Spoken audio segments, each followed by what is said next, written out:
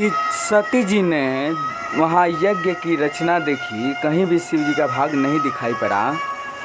तब सती ने एक वचन बोला, एक ऐसा बात बोल गई माता जिससे सभी ऋषिवर कांप गए। क्या बोली?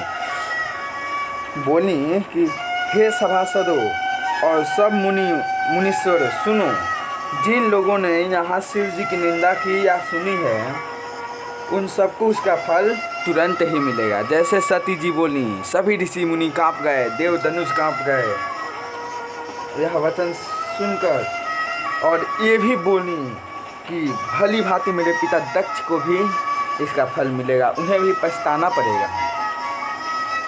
तब उन्होंने कहा, संत शंभु श्रीपति अपवादा, सुनई जहाँ तहाँ अस मर्यादा, सो फल तुरत लहब सब कहूँ, भली भांति पछताऊ पिता हूँ। उन्होंने ये बात तो कह दी कि भली भांति पछताऊ पिता हूँ, दक्ष भी भली भांति इसका दंड भोगेंगे। दक्ष यानी उनके पिता थे, उनको भी इसका दंड भोगना पड़ा। तो सती जी ने यह वचन बोले, और देखिए सती जी ने अस कहीं योग अग्नि तन जारा, अस कहीं योग अग्नि तन जारा, अस कहीं योग अग्नि तन जारा, भयहु सकल मद हाहाकारा। और सती जी ने अपने दाहिने पैर के अंगुष्ठ से योग अग्नि को प्रज्वलित किया। अस कहीं योग अग्नि तन जारा, भयहु सकल मद हाहाकारा।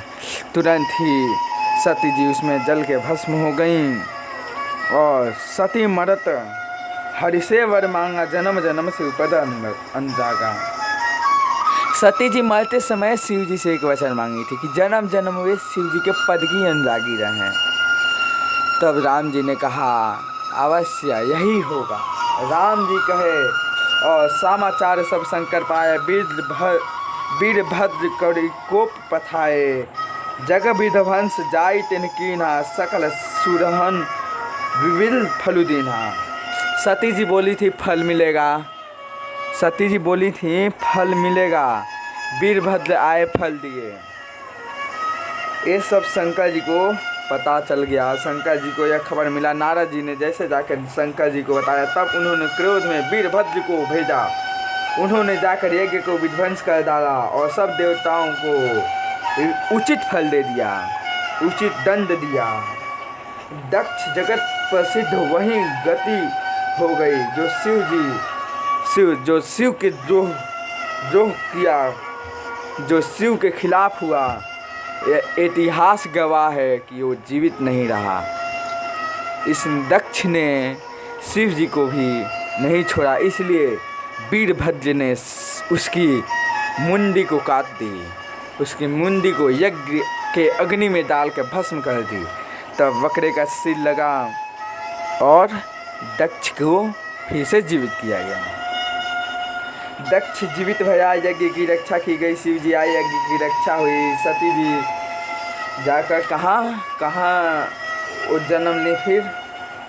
और सती जी ने एक बात बोली थी कि अब की बार मुझे किसी पत्थर के यहाँ अवतरण करना, मुझे किसी पत्थर के यहाँ जन्म लूँ, ऐसा वर दीजिए। तब सती जी जाके कहाँ जन्म ली, कहाँ?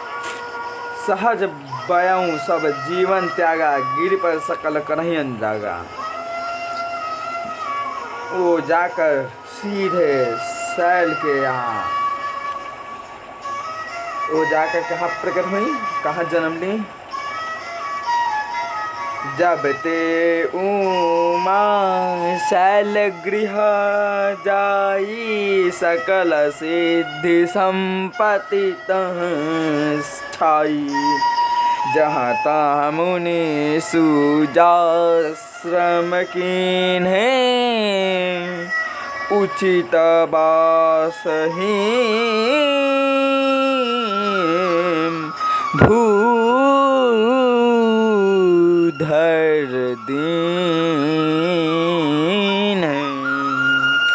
जब से उमा जी हमारी माता हिमाचल के घर जन्मी, तब से वहाँ सारी सिद्धि और संपत्ति छा गई। मुनियों ने जहाँ तहाँ सुंदर आश्रम बना लिए और हिमाचल ने उनको उचित स्थान दिया। आजकल के लोग अपने ज़मीन में थोड़ा किसी को देना तो दूर की बात, रहने खड़ा होने नहीं दे रहे हैं। अब सोचिए कि पहले के लोग कैसे थे, अब के लोग कैसे हैं। देखिए, पहले अपने तो नहीं लेकिन दूसरे को बहुत पहले मकान कच्चे होते थे और लोग सच्चे होते हैं। अब मकान पक्के होते हैं और लोग कच्चे होते हैं। यही है इस नियम की धरा का।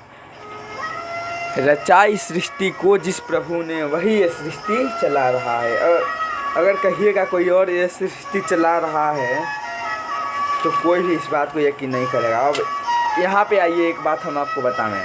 ये जो साइंटिस्ट कह रहे हैं कि भगवान कुछ नहीं है, एक बात बताओ, मानते हैं भगवान नहीं है, तो इस धरा पे, इस भूमि पे हवा किस प्रकार चल रही है? क्या ये तुम्हारी साइंस ने बनाई है?